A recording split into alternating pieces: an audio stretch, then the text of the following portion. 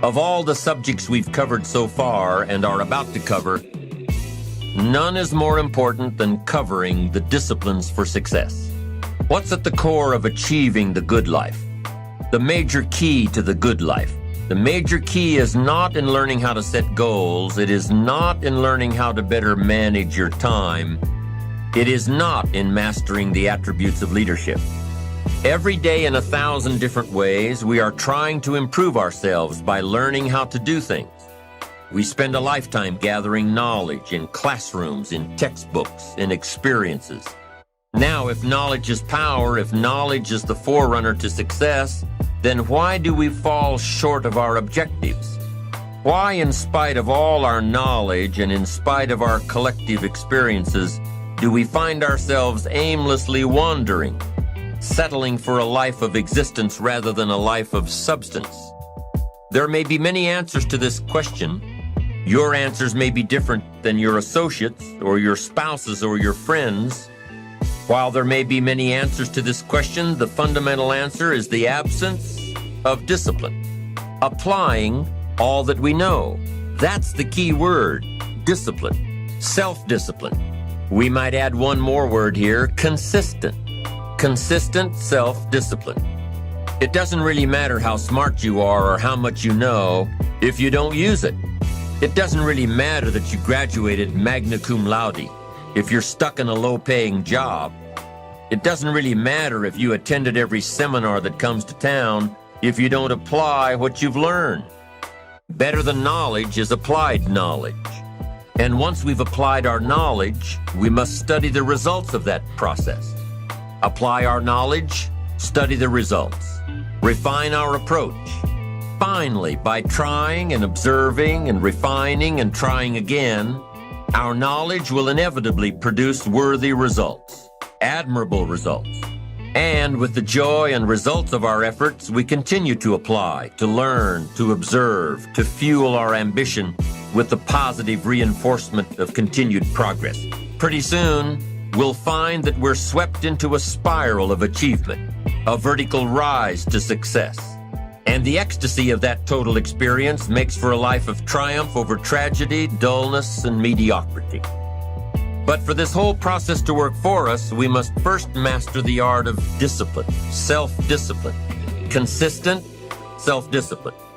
It takes consistent self-discipline to master the art of setting goals, to master the art of time management, to master the art of leadership, to master the art of parenting and relationships.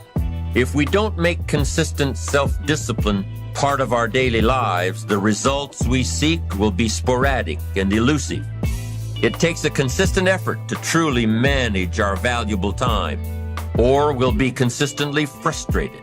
Our time will be eaten up by others whose demands are stronger than our own. It takes discipline to conquer the nagging voices in our minds, the fear of failure, the fear of success, the fear of poverty, the fear of a broken heart. It takes discipline to keep trying when that nagging voice within us brings up the possibility of failure. It takes discipline to admit our errors and recognize our limitations. The voice of the human ego speaks to all of us. Sometimes the voice of ego says that we should magnify our value beyond our results. It leads us to exaggerate, to not be totally honest. It takes discipline to be totally honest, both with ourselves and with others. Be certain of one thing: every exaggeration of the truth, once detected by others, destroys our credibility and makes all that we say and do suspect. As soon as a business colleague figures out that we tend to exaggerate, guess what? They'll always think we exaggerate, and they'll never quite hold us in the same regard again. The tendency to exaggerate, distort, or even withhold the truth is an inherent part of all of us.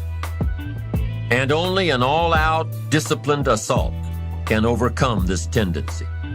It takes discipline to change a habit, because habits are formed a little bit each day, every day, every day. Once habits are formed, they act like a giant cable. They act like a nearly unbreakable instinct that only long-term disciplined activity can change. We must unweave every strand of the cable of habits slowly and methodically, until the cable that once held us in bondage becomes nothing more than scattered strands of wire. It takes the consistent application of a new discipline, a more desirable one, to overcome one which is less desirable. It takes discipline to plan. It takes discipline to execute our plan. It takes discipline to look with full objectivity at the results of our applied plan. And it takes discipline to change either our plan or our method of executing that plan if the results are poor. It takes discipline to be firm when the world throws opinions at our feet. It takes discipline to ponder the value of someone else's opinion when our pride and our arrogance leads us to believe that we are the only ones with the answer. Discipline is a constant human awareness of the need for action and a conscious act by us to implement that action. Discipline is an awareness of the constant need for action and a conscious act to implement that action. If our awareness and our implementations occur at the same time, then we begin a valued sequence of disciplined activity. Now here's the other side of discipline. If there's considerable time that passes between the moment of awareness and the time of our implementation, then that is called procrastination. Doing it tomorrow instead of today. Procrastination, an almost exact opposite of discipline. The voice within us says, get it done. Discipline then says, do it now. Do it to the best of your ability, today, tomorrow, and always, until finally, the worthy deed becomes instinctive. Procrastination says later, tomorrow, whenever I get a chance. Procrastination also says do what is necessary to get by or to impress others.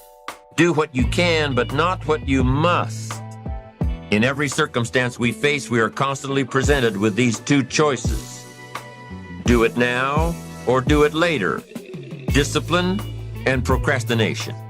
A choice between a disciplined existence, bearing the fruit of achievement and contentment, or procrastination, the easy life for which the future will bear no fruit, only the bare branches of mediocrity. The rewards of a disciplined life are great, but they're often delayed until some time in the future.